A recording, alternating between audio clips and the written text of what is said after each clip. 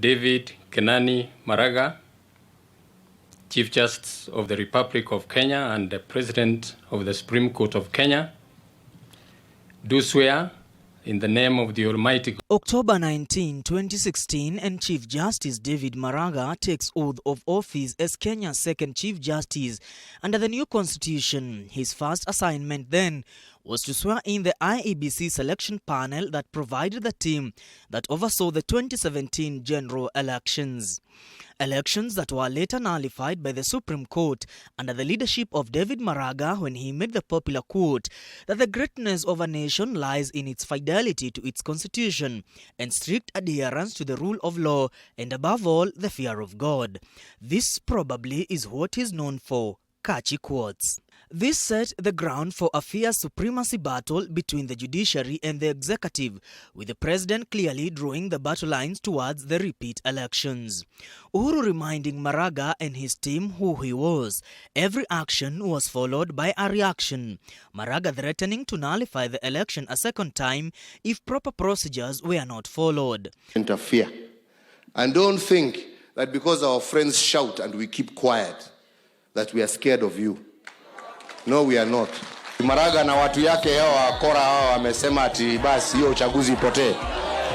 Si ndivyo wamesema? Sasa mimi sana sio rais mtarajiwa. Mimi ni rais ambao amekalia kiti. With his entry to the new office, President Kenyatta reminded Maraga to get used to criticism and be mindful on the decisions of judiciary on the other arms of the government. Maraga at one time lectured the president, telling him to play in his own league and leave the judiciary and the office of Chief Justice alone. With the other officers of state, each should know where he is, and so that we have mutual respect and work with each other. I'm not going to back orders as the chief registrar because she's junior to me. I must respect her position. Maraga took the head of state head-on matters budgetary cuts on the judiciary. Abrupt budget cuts, which brought some of the functions of the judiciary to a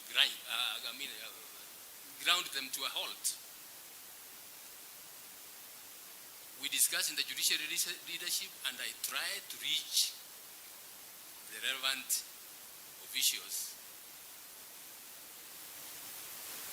I make calls, Your Excellency. Calls are not responded to. When it seemed to cool down, President Kenyatta reached out to Maraga for talks, saying that Maraga was speaking to him through the media. In his comeback in November 2019, the Chief Justice made yet another public outburst, accusing President Kenyatta for attempts to control the judiciary. Maraga said it was becoming hard for him to access the president, and the respect that came with his office was disregarded to the extent of failing to get recognition in state functions. Maraga said the judiciary had become a punching bag for the executive. 4 days ago, Maraga issued a statement rubbishing President Kenyatta's Executive Order No. 2 of 2020, which put independent commissions such as the JSC under the office of the Attorney General. In his statement, Maraga said the judiciary cannot be controlled by executive orders. And on Monday, in yet another, Maraga set the podium for another knockout between him and President Kenyatta.